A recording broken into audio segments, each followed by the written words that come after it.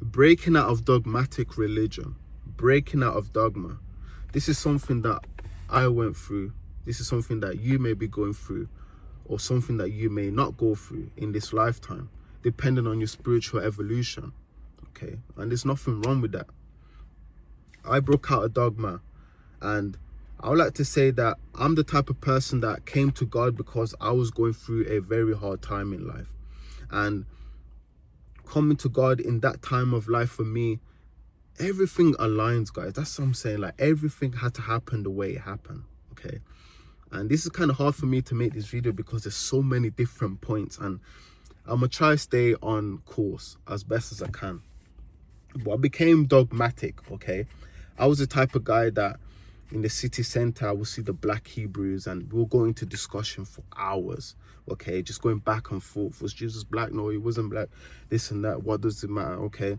Even with the Muslims, I would have Muslim friends. I would have these debates. Okay, where we just argue. Okay, and the whole point of religion is not to cause division, but I understand why it is. All right, a lot of these texts, you know, they've been corrupted by institutions and government bodies, and this is what they wanted. They wanted division. Look at the wars that are going on right now because of religion. Okay, because people take what they read literally, as myself, not understanding that for me, you know, reading the Bible, it's allegorical. Okay, it's metaphysical. The messages, the hidden messages within it are esoteric. You know, they're not to be taken literally, guys. Okay, but this is what tends to happen, and this is how you adapt a dogmatic way of thinking, where you think what you read or what you believe is the only way to the truth. Hopefully through grace, and I thank grace that I'm even able to make this video, I was able to break out of dogma. Okay, I came to the realization that in the universe there are many truths, yet there is no truth. There are many truths, yet there is no truth. It's only what you believe to be true. This is why Jesus can work for someone. Muhammad can work for someone else. Buddha may work for someone else. And even depending on where you're born, okay, it's pretty hard for someone born in India to be a Christian, right? A lot of these religions and beliefs that you hold are not really yours. You just inherited them. And that's something for you to think about. Would you be that religion if you were not born in that family, if you're not born in that side of the world? But yet again, it doesn't go against what I just said, that different religions may work for you. Jesus may work for someone and it may not work for you. Muhammad may work for someone, but it may not work for you. And there's nothing wrong with that, because at the end of the day, there is no truth. It's only what you believe to be true. Because there is no truth, but there are many truths. Okay, and I know that it will be kind of hard for someone to kind of comprehend, but hopefully come to that realization, because I know I did, because I was very dogmatic. I was only saying Jesus is the way, and you know, you can't go to heaven because of Muhammad. And this is the problem with a lot of religions. They limit your experience based on fear.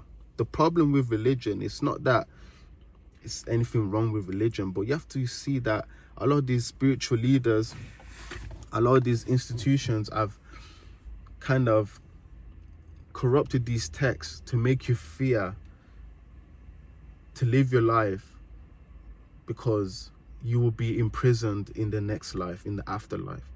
But that is not true, guys. You have to remove that from your mind, and that's probably the hardest thing to do, you know. The limitations, the fear. That's what I say. There is nothing wrong with being religious. There is nothing wrong with that. The only problem with being religious is when that belief comes through, or comes out of fear of the afterlife, fear of going to hell, the fear of only being a good person so you get to heaven, you know, this. And think how limited that is, you know, like. But anyway, guys, I'm going a bit off topic here. So, but yeah, it just goes to the power of the mind. The power of the mind is I'm fascinated by it, because looking back and also reflecting on my own journey, when you emotionally attach yourself to a belief, you're able to really see that belief reflected on reality. Prayer works because I know prayer works, because I've seen prayer works. But it's also through my belief that the prayer works, if that makes sense. Because I believed that what I was praying will come to pass through my faith in Jesus, I was able to see results happening. And it just goes through the power of the mind. Your power, the power of the mind is so strong, because faith can really take you a long way. That's why I say prayer works. If you believe in Jesus with your whole heart, it would work. If you believe in Muhammad in your whole heart, it will work, okay?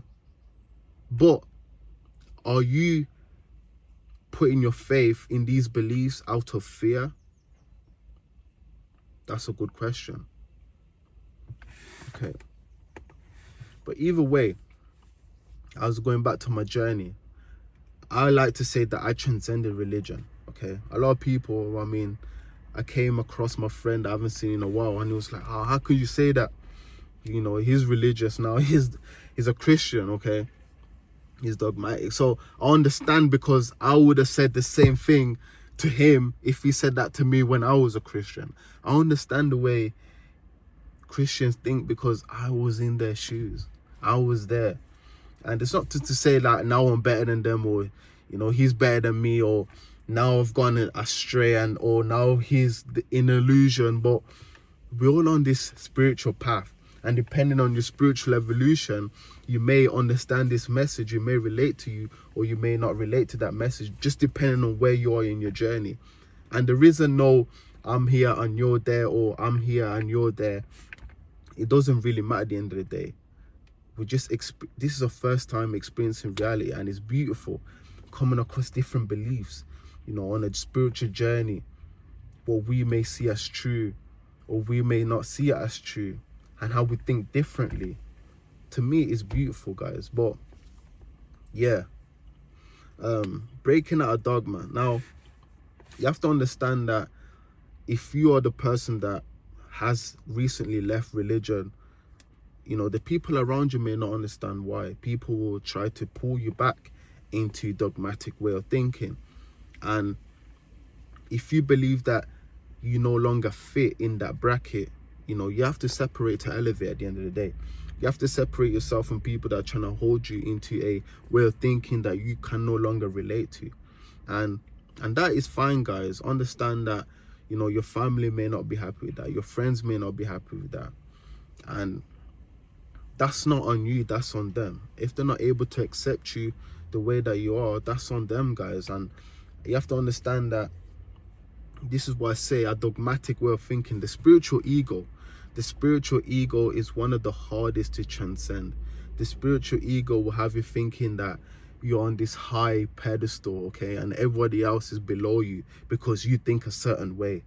And it's one of the hardest to transcend, guys. So if you're on that path right now, or if you're the person that has left dogmatic way of thinking, understand that you probably done one of the hardest things to ever do, because the illusion of being in this, yeah, it's really hard to transcend. But it's only through grace, man. It's only through grace. And yeah, guys, breaking out of dogma.